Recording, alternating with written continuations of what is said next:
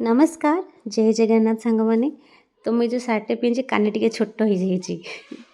तो छाड़ू आप कानी उपर नजर दिंतुनि एवं चलतु मुझे कथा कहूँ से कथा पे ध्यान देवा। तो आज हूँ मंगलवार माँ को पूजा चैती मंगलवार।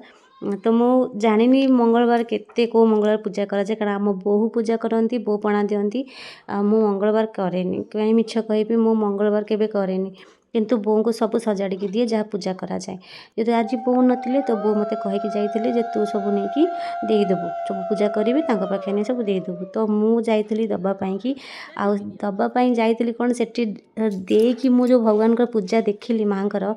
मुझे रहीगली सतरे माँ को रूप एत मनोहर था एत भाव विहुल मुगली मोर मो आखिर लुह झरीगला माँ को स्मरण कला बेले मो माँ आज बहुत सुंदर देखा जाऊे चंदन सिंदूर फूल कर्पूर आलती झुना सब माँ को माने पूजा करके दि जाऊला। तो माँ एत सुंदर देखा जाऊे माने मन कथा मो माँ को आगे कहीकि आसली माँ समस्त को प्रणत घोड़ेक रख समस्त को भले रख समस्ते दुनिया सुखरे शांति रुहतु गर्व अहंकार ईर्षा ये सब को बाद दे कि समस्ते गोटे मनीष रूप माने मनीष पणिया नहीं कि बंची रुहतु एतिकी मो माँ पाखे प्रार्थना करके आसिली। आम पुओ मो झी मोर खाली पुओ झी न मो परिवार समस्ते मोर समग्र ओडिशावासी को भगवान भले रखु।